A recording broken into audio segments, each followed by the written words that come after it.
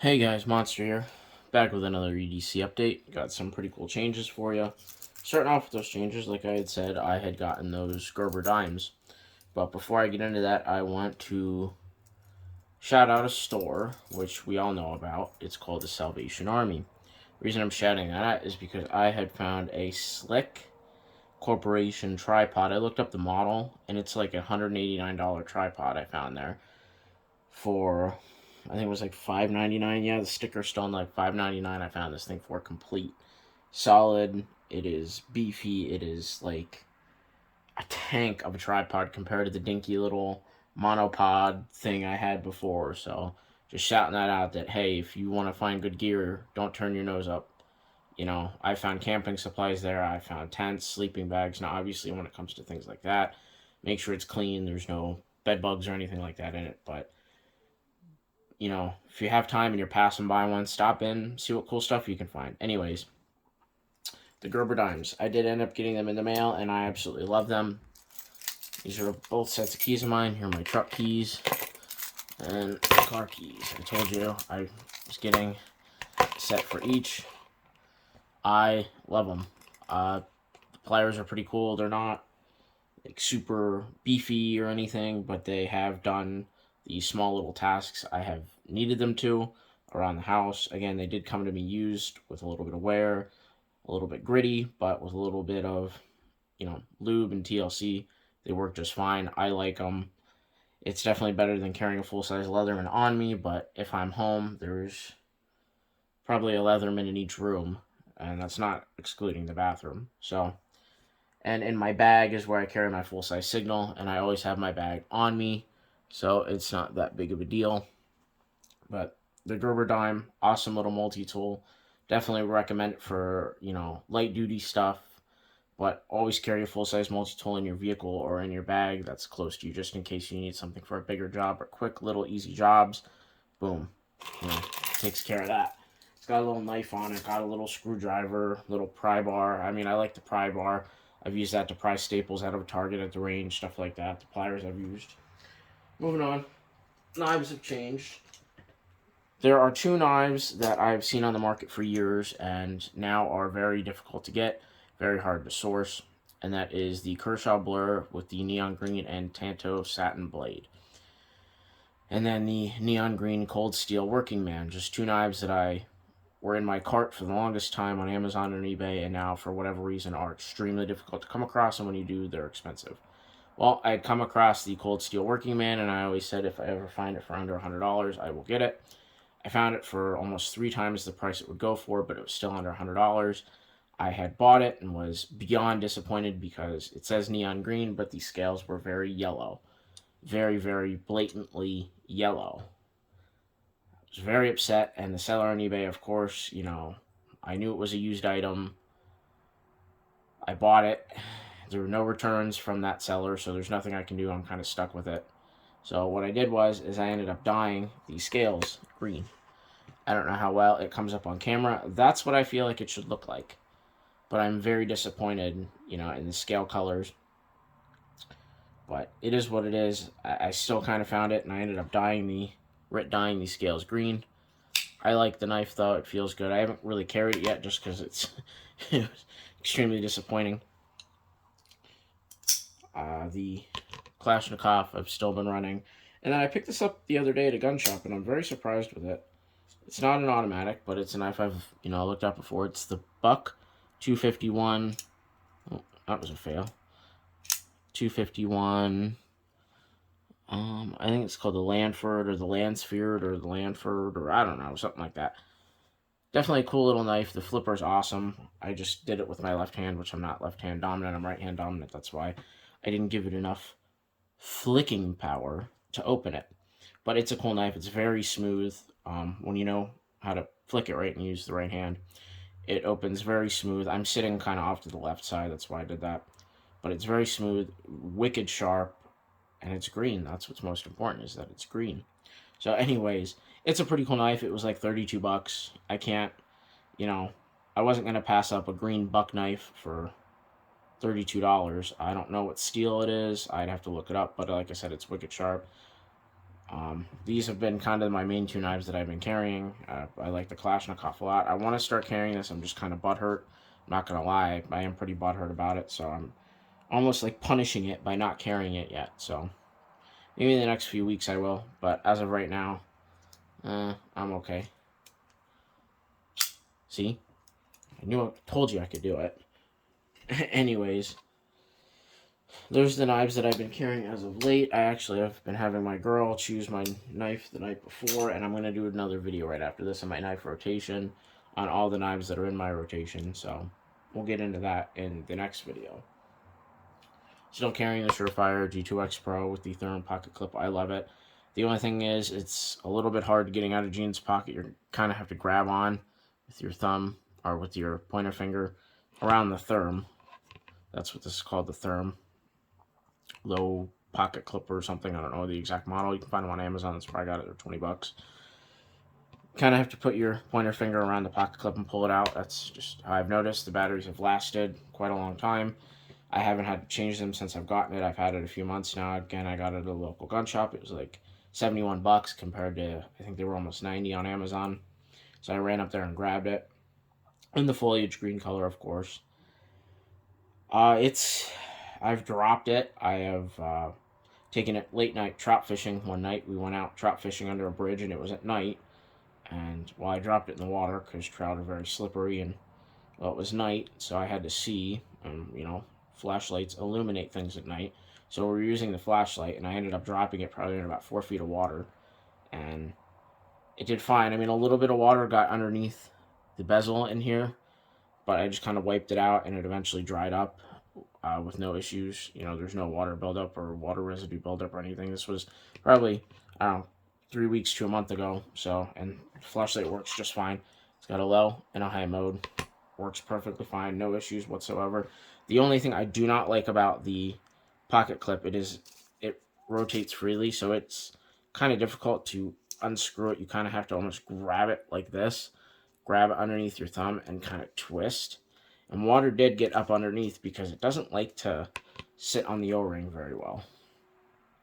So some water did get in there, but again, it wasn't a problem. I wiped it up. It was fine. As you can see, the flashlight functions just fine. I love it. It's awesome. For 71 bucks, it's a great little flashlight. It seems bomb-proof to me. So CR123 batteries, takes 2 of them. And every time I go into Walmart, they have the little 2-pack in the outdoor section where the holsters and the targets and the gun cleaning stuff, all that little section, they have Surefire packs of batteries. I think it's $5.14. Don't quote me on that, but it's a really weird number that's popping in my head.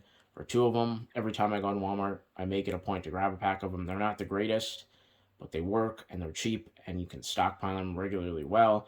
Sometimes if I'm going into Walmart and I have, more of a budget, I grab the stop bleed stuff that they have in the camping section. Also comes in a 2-pack for like $6.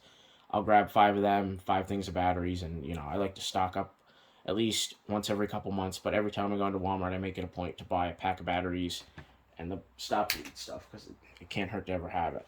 The 2 firearms I've been carrying is I had got that 357 Taurus you saw, but with my outfit, how I dress, I almost 99.9% of the time wear cowboy boots, jeans, an undershirt, a black undershirt, and then maybe an overshirt, like a flannel or a Wrangler shirt or something like that. I've been really into the Hawaiian shirts lately, and probably know why if you're in this community. It kind of helps you blending in without blending in. So, anyways, that outer layer gets really hot. It was 90 degrees out the other day. We went fishing, and I just was like, oh my god. And I tucked my black shirt in. It's just working in law enforcement that was just a habit I picked up of putting, tucking my shirt in. It's just a one of those cheap $5 George shirts they sell at Walmart. It's like an end cap where they're all folded up. Anyways, they're like cotton. They're really nice. They're very breathable. They're lightweight. And I tuck them in. And I was like, it'd be really nice if I had a pocket pistol that I could just throw in my pocket, wear a pair of shorts, and, because I wear the overshirt to conceal my firearm most of the time. So I wanted a pocket pistol. The 357 was just a little too big to pocket carry. So I went back to the same guy that I got the 357 from. We worked out a deal, and I came home with this, the Smith & Wesson 642 airweight 38 special plus speed is loaded with, I think, 100 and I don't know actually the grains. I think it's 124 grain. I know it's 38 special plus P. I just can't remember the grains on it exactly. Hollow points. It shoots really accurate. I forgot just how awesome these things are to carry. It is a little bit heavier than some of the modern day pocket pistols like the LCP Max, but I like the traditionalist of a revolver. I've carried these J frames for years. If you look on my YouTube channel or on my Instagram, I've carried these things ever since I could carry. They're great little guns. They are accurate, 7, 10 yards. Get a good little chest size group. They're fine. There's nothing wrong with them. It's a revolver. It's a Smith & Wesson. I didn't want to cheap out and get a Taurus. I want something that's going to last. The finish is going to hold up to rust, sweat. That's why I went with the black one, the 642. I've had one of these before, this exact model, and I loved it and I missed it. Really shitty UTG holster. This was a really weird holster. I've had this since I was like 18. It's really weird because it had come with this band around it that advertised as using it as a wallet. I remember that when I bought it, it was a wallet holster. You could stick your credit cards in it, and I hated it, so I cut that outer layer out. As you can see, I cut it off, and I, use it just as a pocket holster, and it's actually kind of contoured. It's nice. It's like faux leather, but it's okay. I'm gonna upgrade to a sticky holster here soon for the J-frame, but that's what I have right now, and it works. It is kind of thick, too. I think the sticky holster will be a little bit thinner. It just feels really thick. I don't know why, but that's what I've been carrying when I go fishing, is I'll stick that in my pocket. I have a 5-round little speed strip I throw next to my wallet, and because I don't carry the multi-tool, or I don't really carry anything else on my belt, except a spare magazine for the next firearm. I'm going to move this off camera. That's what we'll talk about. I had said that I had a 45 Shield, and as you guys know, I have owned that gun. I couldn't even tell you how many times. Well, a guy up in my in-laws area was willing to trade me my standard 45 Shield along with a few items, fishing items, other things like that, for his performance center. He did not like the fiber optic sights. For whatever reason, he just wanted a standard 45 Shield. I don't know why. But he just wanted a standard 45 Shield. I thought maybe there's something wrong with this one. I got this one in hand. There's nothing wrong with it. I had one hiccup with it, but because I think of the ported barrel, it got really, really, really dirty, and I did have one failure to feed. The round did not go into the chamber all the way. It was a hollow point, but it was a cheap hollow point. The Ammo Inc. It was a really cheap hollow point. I haven't had any issues. I've cleaned it since, and it runs just fine. I haven't had any other issues. I'm running, I think, the Hydroshocks in it right now, or the HSTs. I'm running one of the two. I've really fallen in love with the punch ammo, but I still like my Hydroshocks and my HSTs. I have a lot of that. That's mainly what I carry in most of my firearms, my 9mm, my 40s, my 45s. Even in the 38 Special, I really like the HSTs and Hydroshocks, and I've really been liking the punch too because of how affordable it is. I'm carrying it with the 6-round mag in it and the one in the pipe. So 7 rounds, and then on my hip, I carry that Leatherman Signal pouch. I carry the spare mag in that 7-round mag. Fits perfectly in there. So it just looks like I'm carrying a multi-tool or whatever. This gun is just a little too big to pocket carry. It's a little too tall. I can do it. It does fit in the holster. It's just a little, cumbersome. The gun is very accurate. I think it's got like a 3.5, 4 pound trigger in it, fiber optic sights, ported barrel. I got it for nothing. We did a trade legally. We went up, we did the transfer. I traded him the firearm, and it was actually one of the guys who had worked up at the shop up there. So he, I kind of traded it to the shop, essentially. It wasn't necessarily a private deal. It was through the shop itself because it was one of the employees.